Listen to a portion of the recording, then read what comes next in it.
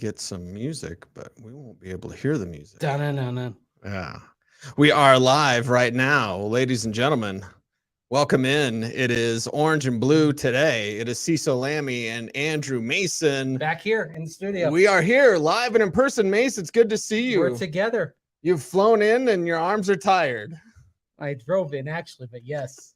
So your butt's tired from sitting there. Yeah, I mean, when you're driving 950 miles across Iowa and Nebraska, northeastern Colorado, really all you can do is just sit there and feel your butt grow. Yes, exactly. We're in Delaware, well, Iowa, kind of. Yeah, that would be an interesting debate. Which is the more boring of the two states along Interstate 80, Nebraska or Iowa? Ooh, Iowa's got some rolling. It's got some hills. Yeah. Like you drive through it, there's some undulations. Nebraska, for the most part, it is just flat.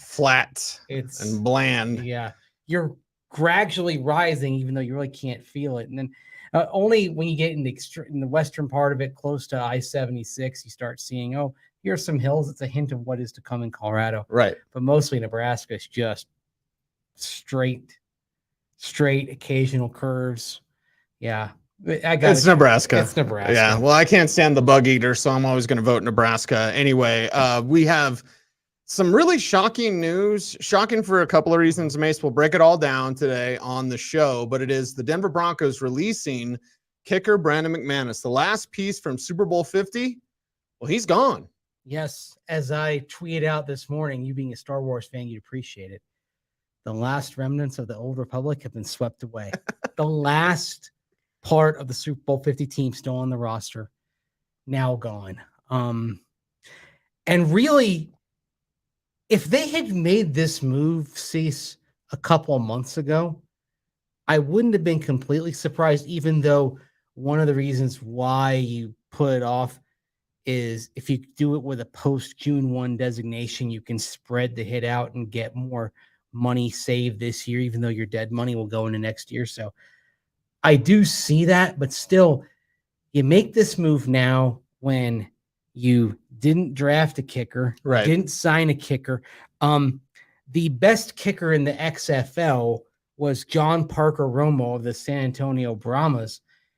He's not even on the market because Detroit had him in their rookie minicamp and signed him, which makes me think, okay, why didn't you bring Romo in here to give him a look? Now, there is a report from Aaron Wilson down at KPRC in Houston, Texas, that Brett Maher, the former Cowboys kicker, is going to be in for a workout on Wednesday. We'll get into that. But yeah, the timing of it is really interesting because, like, even if you look at the free agents this year that were available when the market opened, I mean, you saw, Eddie Pinheiro ended up re-signing with Carolina. Matt Prater, former Bronco, went back to the Cardinals. Matt Gay went from the Rams to the Colts. So, the pick of the litter was taken care of back in March. It's very curious to see this today on what, by the way, is today the first day of phase 3 of OTAs. We're not out there to watch until Thursday, but today is the first day of day 3. Yeah, first day of day 3 of OTAs. Phase 3, yeah, so, I said day 3, but yeah, phase 3 of OTAs. But let's talk about why McManus was released. I think the timing is the most curious of it, and we all know he's not the same player he used to be. But when you mention those names, hell, I love Matt Prater, but I'm not bringing in Matt Prater over Brandon McManus and Brett Meyer or Oscar Meyer, whoever. Like, no, I mean, McManus would be the best of what's left out there, wouldn't he? It's not a salary thing, is it? This whole thing's just kind of weird. Yeah, I mean, you look at the names out there that are still there. I mean, I think Brandon McManus today is a better kicker than Mason Crosby is today. Yes, that's true. And the Packers aren't bringing him back. I mean, you're starting to look at kickers that are like 38, 39, 40. And yeah, you can maintain your accuracy, but you're going to lose something on kickoffs. I don't see anyone out there who, if you bring him in, immediately you're going to say, okay, they're going to be, especially on kickoffs, as good as McManus. It's really fascinating. And you wonder if this move, if it isn't just about, okay, let's just go for a clean sweep on special teams, right? You have a new punter. You have a new long snapper, even though he was there for 4 games last year, filling in for Jacob Obenmore. Mitchell Fraboni is new to the full-time job. Riley Dixon at punter, Corliss Waitman out. You've brought in 3 players, maybe others who could be in the mix, but at least 3 players in Marquez Callaway, Tremon Smith, and Marvin Mims Jr., who can all handle kickoff and punt returns. So it very much feels like it's something of a, let's just sweep out special teams. Special teams has been lousy around here for the last 6 years, probably the last 7 years. It wasn't all that great. And oftentimes McManus was the guy propping up the unit, but last year, Brandon McManus went from being the guy propping up a bad third phase of the team to someone who was struggling along with the third phase. Right. It's not just the long kicks as well. He missed 3 from inside of 50, which doesn't sound like very many, but percentage-wise from inside of 50, he was 28th out of 34 eligible kickers. Yeah, it used to be he was money if it was 40 to 49, yes. And then you take your chances 50 plus like you do with every kicker. And then last year it was like, oh, yeah, there's some misses in the 40s. That's not what we're used to. No, it was jarring. It was almost like he was thrown off kilter by that 64-yard attempt in week 1. Obviously, you had a new holder in Corliss Waitman beating out Sam Martin for the job. You remember, I think it was on the PAT against the Jets, and it looked like McManus was really frustrated with Waitman afterward, and the laces weren't quite where he right. Going into Ace Ventura territory. Laces out, Dan. Laces out, Dan. And you also the thing is, I have no indication that there was any kind of personality issue going on in the last. I was going to ask because Brandon McManus is somewhat outspoken as a kicker. Most kickers you don't hear from, so he's somewhat outspoken. But you haven't heard from him. He hasn't done anything like that. So again, the whole thing's kind of curious. The timing's curious. The what's out there is curious because Mason Crosby is the first guy I thought of. I was like, who's out there? Mason Crosby? I would still rather have Brandon McManus, even if you're trying to wipe it away or trying to, move past it. I get that, Mace, but I get it if there's someone as good. We've often talked on this show. Mm-hmm. If you're just the same, but you're Sean Payton's guy, then you're going to have an advantage. I don't see anyone out there available that would be the same as Brandon McManus, who's not what he used to be, but still pretty good. Well, let's just look at Mason Crosby, for example. Last year, he was 86% on his field goals. That's pretty accurate. And inside of 50 yards, he was 24 of 25, 96%. Mason Crosby still accurate. Let's then talk about kickoffs. Okay. Only 20.3% of the kickoffs went for touchbacks. Now, one thing we may discuss more tomorrow show, yeah. Now that you can call for a fair catch on kickoffs inside the 25-yard line, the notion of placement kickoffs and, trying to get it inside the 10 and outside the hash marks, that may be going away now because it's just going to be a matter of, you can call the fair catch, take the penalty risk out of it, take the risk of a short return out of it, and you just move on from there. So the kickoff aspect probably isn't as important, but that being said, when, with Mason Crosby, he doesn't have the same cannon that he had in his younger years. Remember, he's going into his 17th year this year. 2007 was his rookie season. Wow. So you can't expect him to be what he was. It's an interesting move with McManus. And I'm not sure they're going to be better, especially by doing it now. I mean, not that they would have picked a kicker this high, but if they make the move on McManus several weeks ago, maybe you're talking about taking Moody, who the 49ers took out of Michigan. Right? I mean, the best kicking prospect in the draft this year. You'd feel pretty good about his prospects, even though you wouldn't maybe want to pick them that high. But the point is, you would have been in the conversation for the best of the best. Now the rookie the rookie orchard's picked over, the free agent orchard is picked over. You got a lot of veterans who appear to be on the downside that are left. Yeah, and you could have at least put yourself in the running if there was some sort of trade that might involve a kicker as well. An important asset for George Payton, because without the picks, you weren't really spending a pick on a kicker, but you might be trading for one. Yeah. Now you don't have that luxury. And unless your thought, if you're playing the long game here, if I recall correctly, Brandon McManus was a kicker who came in via trade in 2014. Yes, and he was a kickoff specialist. Right. Well, he was a kickoff. He did place kicks for the first half of the year. Oh, so it was the opposite way. Yeah, he came in. The Broncos got him in a trade. He'd kicked around a couple of camps before. And inevitably, you have a kicker who can't dislodge an incumbent, but looks like he's on the upswing, young, on the ascendancy.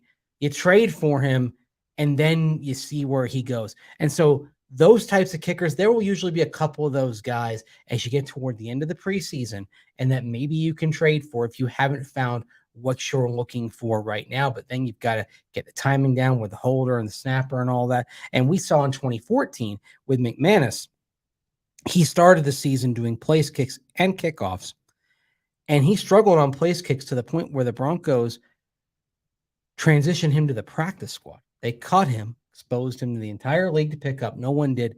Moved him to the practice squad. Then it was Connor Barth who handled the place kicks for the rest of that year and did very well. And then Barth and McManus the following summer had a competition. And McManus won, and that started what became an 8-year run, as it turned out, as Broncos kicker. So what I'm saying is there will be some potential young kickers available as you get toward the end of the preseason, but you don't know who that is. And with McManus, I think he's a little bit of a security blanket. Even though his accuracy was down inside the 50 last year, he was pretty good in that department in the previous 2 years. So it's fair to say, okay, are you overreacting to the small sample size of one shaky year when he should still have plenty of success left in the tank? I mean, like we're talking about here, McManus probably becomes the best available kicker on the market immediately.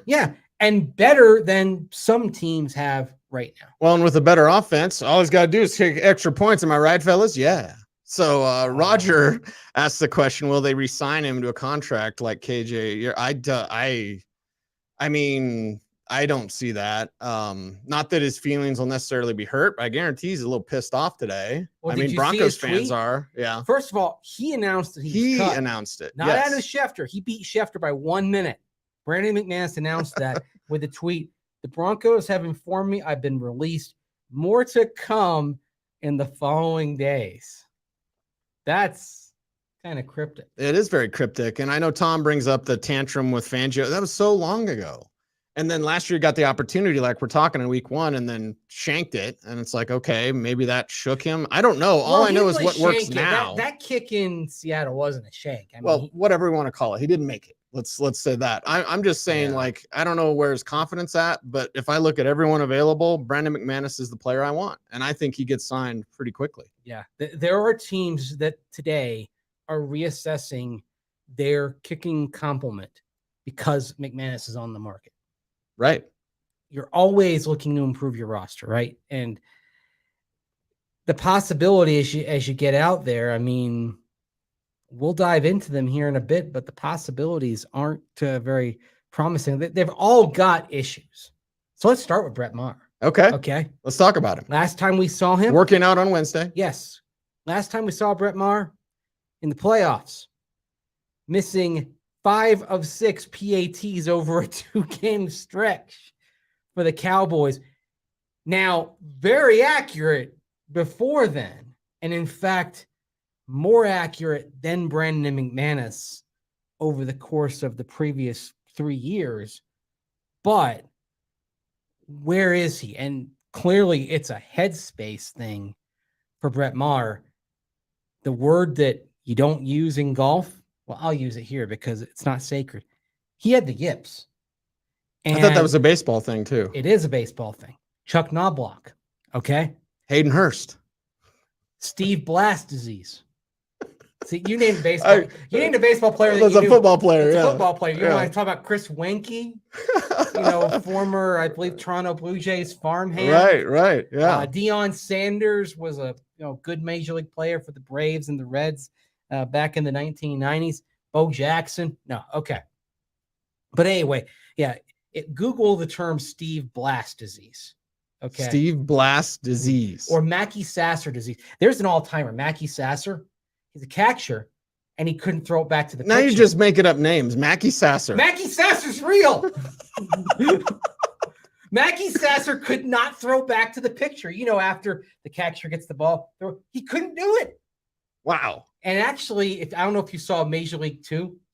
No. Okay. I've never seen Major League 2. I've probably never seen Major League. I've seen Major League 1, yeah. Okay, all right. Yeah, Major League 2, the catcher, Rube is his name. Yeah, at one point he has trouble throwing back to the pitcher. Well, that was pulled straight from Mackey Sasser. The point is, it's mental, right? Golf, you get the shanks, right? Mm-hmm. The laterals. Yep. Yeah, it happens. So where is Brett Maher? Is he cured? Has he gotten past this? Do you know if it's going to strike again? That's the one thing. Kickers are interesting a lot. Like, he could have a great tryout tomorrow, and you could bring him in and sign him, and he could look great. But do you fear in the back of your mind, okay, at some point he's going to get the yips again? Yeah, I think for sure, especially if there's some sort of pressure situation. I don't know what it is about kickers. Now, Brad D brings up that McManus was a union rep. I don't think that's in play here. And the other thing also, if the Broncos did cut him and there was an indication that it was because of his NFLPA involvement, that's something that could become very ugly. That'd be very ugly. Organization. Yes. You don't do that. Look, I think we can kind of sit here and we can look at this. We can look at the salary, and we mentioned that earlier. The Broncos, by spreading the cap hit out over 2 years, making it post June 1, they do get a nice little savings of over $3 million on the cap. And last year, based on Brandon McManus, he had top 10, top 12 kicker salary, and he wasn't kicking like a top 10 to 12 place kicker last year. So there are some fundamental reasons why, in terms of your overall team building process, you would make a move like the one you made today. But the question is, are you going to be able to replicate who and what he was? That's a big question here. That's a huge question mark. Jose brought it up, but I'm going to bring up this from Swink McLeod. What if you're losing games because of a couple of kicks? I mean, is this one of those decisions? We're talking about a team that's borderline playoff. Okay. We'll be honest on this show. We're super excited about the Broncos. We're super excited about Sean Payton, but it's not like they're a shoe-in to make the postseason. Yeah. Okay. So if now you're an 8-win team because 2 of the games or maybe 3 of the games you could have won from a kick, but Brett Maher's out there shanking stuff, like, is this the type of decision that could be problematic for Sean Payton, who's got plenty of time? It's not like there's any trouble for him, but like, you want to make the postseason. Well, maybe if you don't have McManus, that hurts your chances. And let's talk about Sean Payton and how he handles kickers. Now, toward the end of his time in New Orleans, had a very good kicker in Will Lutz. 2016, 2020, terrific. Lutz got injured, missed all of 2021. In that season, the Saints cycled through 4 different kickers. Before Will Lutz, there were 10 seasons for Sean Payton with the Saints before he got Lutz as kicker. Can you tell me how many different kickers they had in 10 seasons? I would say 20. 9. Okay. So not 20. That's not bad. But kicker was not the most stable job in the New Orleans Saints organization. They went through John Carney, and actually he had 2 stints. He did the Grover Cleveland thing. Martin Gramatica, Orlando Mare, Taylor Melhoff, Garrett Hartley, John Casey, Shane Graham, Zach Hocker, Kai Forbath. A lot of familiar names in there. But yeah, they were cycling through people. I think Martin Gramatica, if I'm not mistaken, was the kicker when the Saints and Sean Payton came here in 2008. I believe so, yes. And didn't Gramatica miss a key field goal attempt late in that game? I believe so. Yes. Sean Payton does not have patience for struggling kickers. He doesn't have patience for Brandon McManus, I guess. Yeah. This doesn't make me feel better, Mace. when you're bringing up this history with kickers, I'm like, well, when he found the right guy, Will Lutz. I mean, Lutz had great job security. They re-signed him. He got a contract extension. So if you find that guy, you're gonna be in like someone in the chat room suggested maybe they asked him to take a pay cut. I don't necessarily see this as a salary thing. I don't honestly know what it is. I don't think there's anything sinister. The union rep thing, I don't think that. I don't think personality wise he was clashing. Yeah, like McManus is a good team player. Yeah, he's a little outspoken for kickers, but whatever. I'm like, wow, you wouldn't give him the opportunity to see if he could be the guy, like, or at least maybe wait on this type of decision and be like, we've got most of special teams finished and we still have Brandon McManus. Yeah, it wasn't the thing that you expected today. No, I thought we were going to spend the first 30 minutes talking about the Denver Nuggets and then be like, oh yeah, Broncos. And here's the thing, you brought in Riley Dixon, and when the Broncos signed him, honestly, I thought that move was part of helping McManus out by bringing in the guy who was his holder. Going to the laces out thing. Seasons, right? And again, we mentioned earlier in the show, clearly there were some hold issues last year between Brandon McManus and Corliss Waitman. So you move on from Waitman, you bring in Riley Dixon, who McManus is close friends with, really likes. And I thought, okay, that part of the roster is set. I mean, the last thing I would have expected today when I woke up this morning was to be writing and talking about the Broncos cutting Brandon McManus. I mean, This was a stunner. Yeah. As stunning a move in May as we've seen in a long time around here. As stunning as LeBron James not getting that call with 4 seconds left. Well, that's because you just expected him to get the call because it's in Los Angeles, it's LeBron James, and it would extend the series. Right. But he didn't. Oh, well. Sometimes there are surprises, but this was a negative surprise for BMAC. And look, I mean, he has been. I also want to celebrate BMAC a little bit today because he's been a good kicker for most of his time with the Broncos.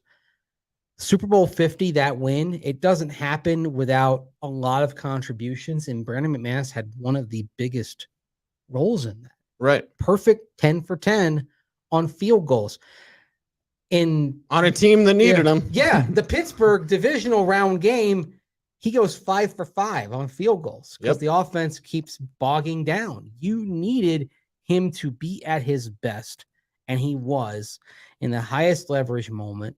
And I know that people are like, oh, well, when was the last time he hit a game-winning kick? Well, first of all, the team's been lousy. There haven't been that many opportunities. Right. Second of all, he had a couple of game-winning opportunities this past season from 64 and 63. Come on.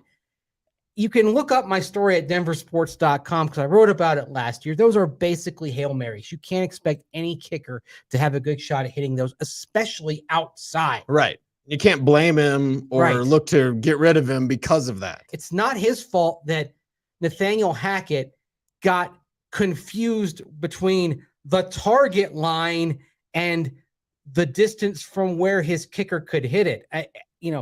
McManus says, I'm good from 64, and Hackett got it all up in his head like, oh, well, that means we get to a 64-yard kick and we're good.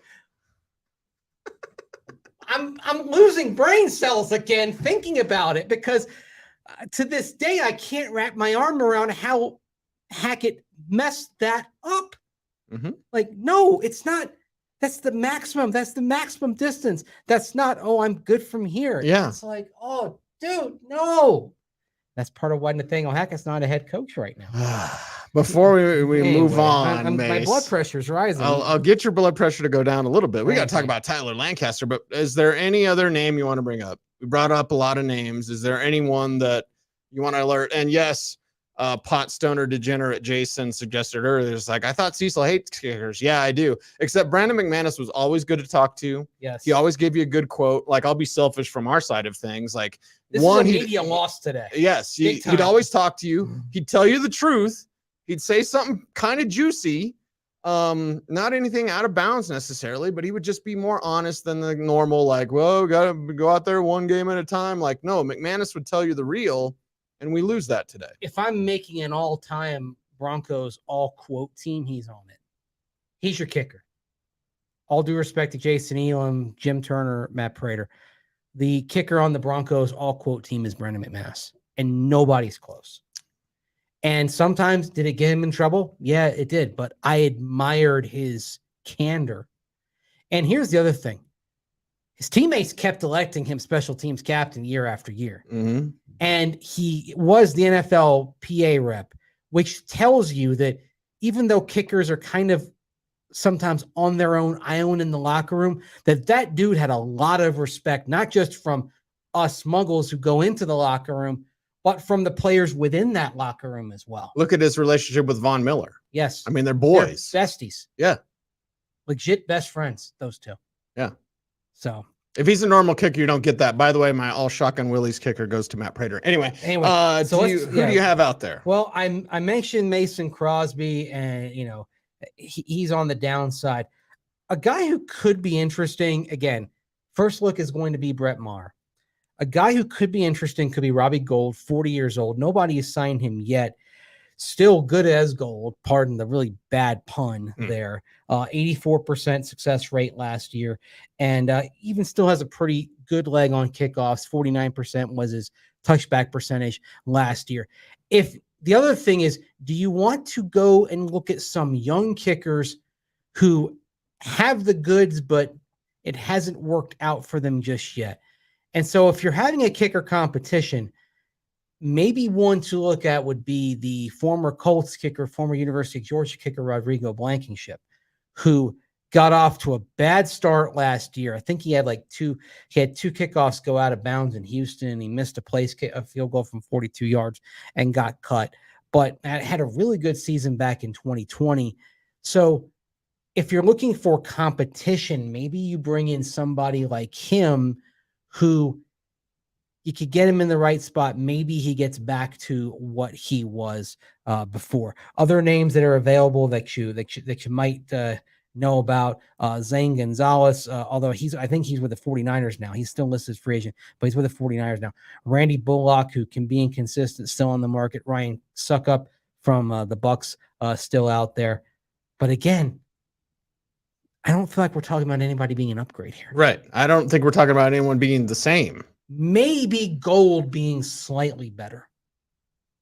But there's going to be a ticking clock on him because he's 40 years old. He's only going to go but for so long.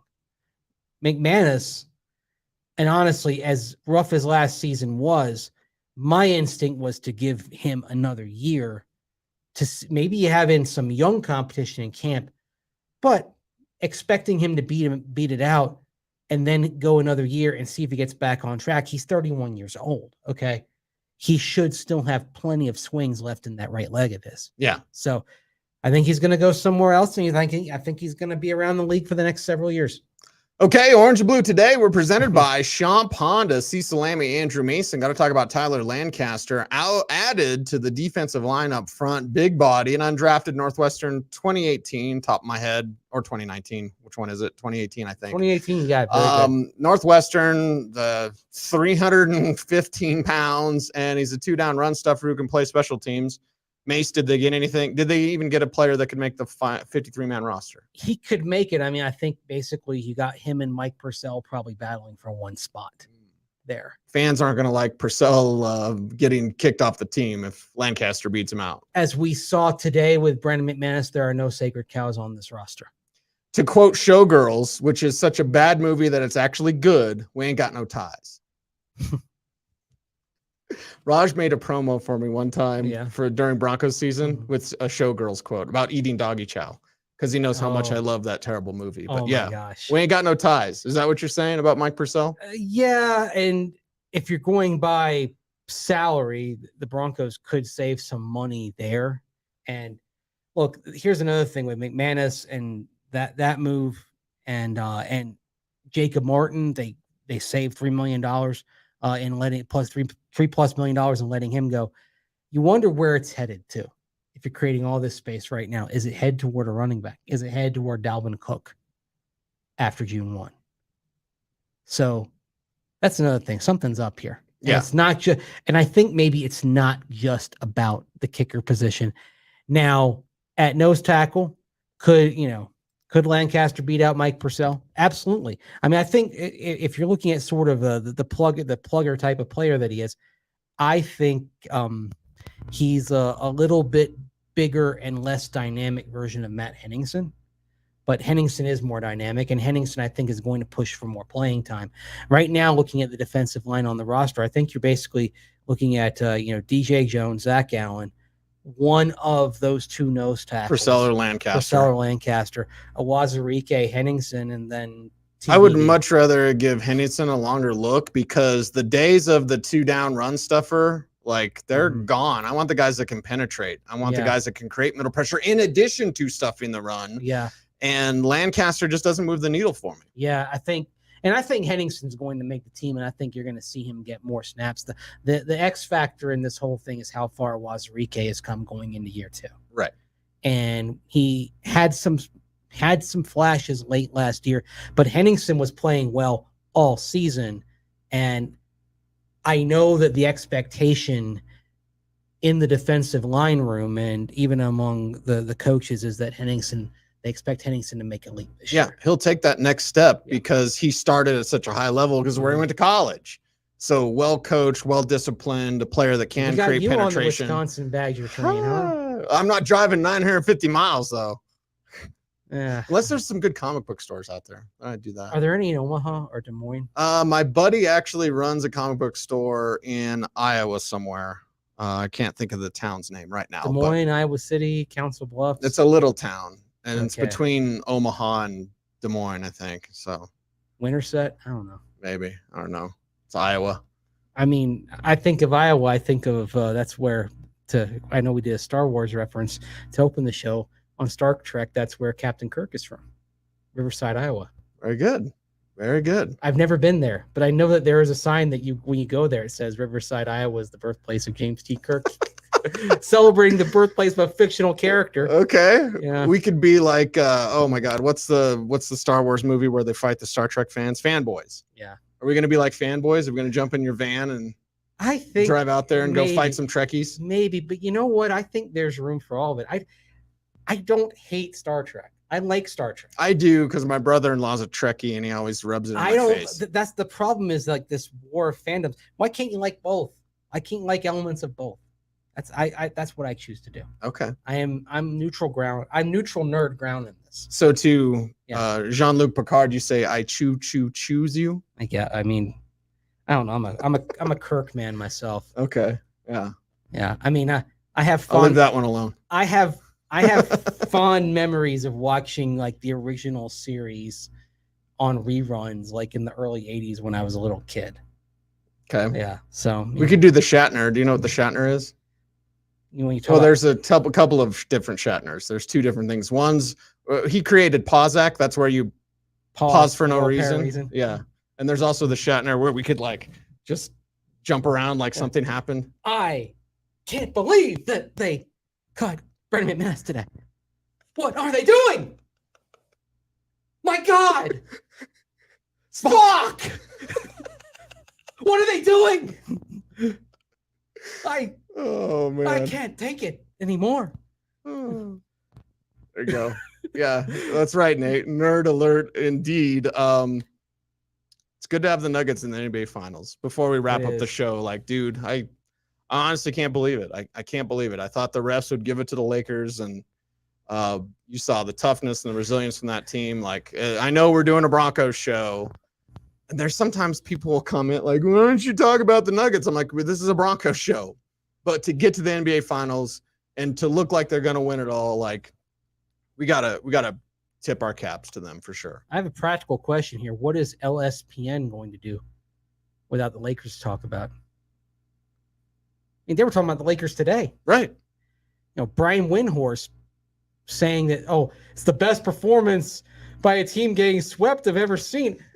Yeah, well, hang a freaking banner for that, okay? Great. I want to see a banner at Crypto.com Arena. Best performance when getting swept. Congratulations. Brian Windhorst says, try the meatloaf. Yeah. God, I mean, you can't let the Nuggets have one freaking accomplishment one day.